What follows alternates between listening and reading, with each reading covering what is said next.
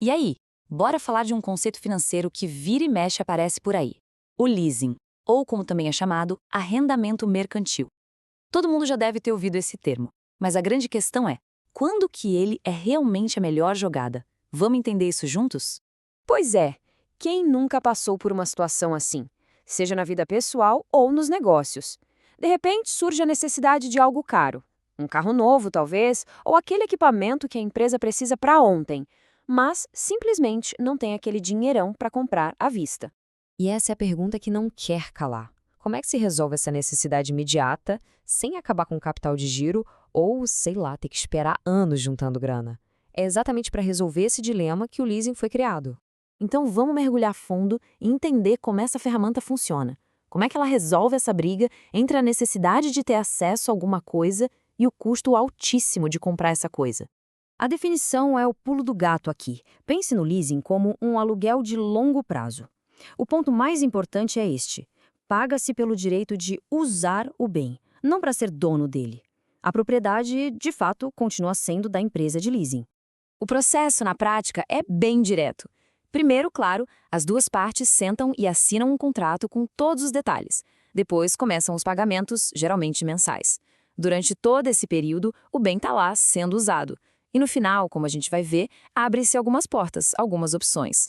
E isso vale para um monte de coisa. Carro é um exemplo clássico, né? Mas para as empresas, o leasing é uma baita estratégia. Pensa só numa frota inteira de veículos ou naquelas máquinas pesadas, caríssimas. Agora, o que é bem interessante aqui é a parte de tecnologia. Para um negócio que precisa estar sempre com os computadores mais modernos, por exemplo, faz todo sentido arrendar algo que em 2 ou 3 anos vai estar obsoleto, não acha? A empresa se mantém competitiva sem ter que mobilizar um caminhão de dinheiro. E quando o contrato chega ao fim? O que acontece? Bom, normalmente são 3 caminhos. A pessoa ou a empresa pode simplesmente devolver o bem e fim de pato. Se o item ainda for útil, dá para renovar o contrato, continuar usando. Ou, em muitos casos, existe a opção de finalmente comprar o ativo por um valor que já foi combinado lá no início. Certo. Agora que a gente já entendeu o como, vamos investigar o porquê. Afinal, quais são as vantagens que fazem tanta gente e tantas empresas optarem pelo leasing? Se a gente pudesse resumir o maior de todos os benefícios em 2 palavras, seriam essas aqui: flexibilidade financeira. No fundo, o leasing é uma estratégia para gerenciar o fluxo de caixa. E essa tal flexibilidade aparece de várias formas. A entrada, por exemplo, é bem menor que a de um financiamento tradicional, o que deixa o dinheiro no caixa respirando para ser usado em outras coisas. Permite acesso a equipamentos de ponta que talvez fossem impossíveis de comprar. E para as empresas tem um bônus: as parcelas podem entrar como despesa operacional, o que pode trazer vantagens nos impostos. Ah, e muitas vezes o próprio contrato já inclui os custos de manutenção. Isso simplifica bastante o orçamento. Mas óbvio, como toda decisão que envolve dinheiro, o leasing tem suas trocas. Não é só vantagem. É fundamental entender também o outro lado da moeda, as desvantagens e as limitações que vêm no pacote. E aqui está o ponto que talvez seja o mais crítico. Os pagamentos do leasing são uma despesa, não são um investimento. No final do contrato, depois de pagar tudo direitinho, a pessoa não é dona de nada. Não tem patrimônio sendo construído ali. Além dessa história de não criar patrimônio, no longo prazo, a soma de todas as parcelas pode acabar saindo mais caro do que o preço de compra do bem. E tem mais, existem limites de uso, como a famosa quilometragem no leasing de carros.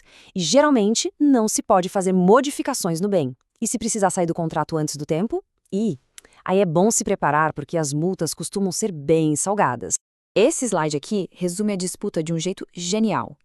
De um lado, o leasing.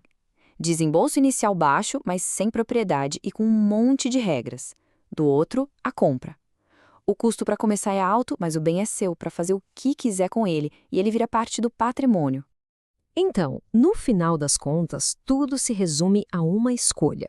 Uma equação fundamental que cada pessoa, cada empresa precisa resolver por conta própria. Olha, essa citação amarra perfeitamente a nossa análise. É isso, o leasing é uma ferramenta de acesso. E o preço que se paga por esse acesso é abrir mão de ser dono e, possivelmente, ter um custo total mais alto no fim da história. Então, o ponto crucial é este aqui. O que é mais importante na situação atual? Ter acesso imediato a um bem, pagando pouco para começar, ou investir mais grana para ter a propriedade total e a liberdade que vem com ela? E essa é a pergunta que fica no ar para reflexão. Pensa na tecnologia que fica velha rapidinho, nas necessidades de um negócio que mudam o tempo todo. A resposta para essa pergunta é o que vai dizer se o leasing é ou não a escolha certa. Obrigado por acompanhar este detalhamento.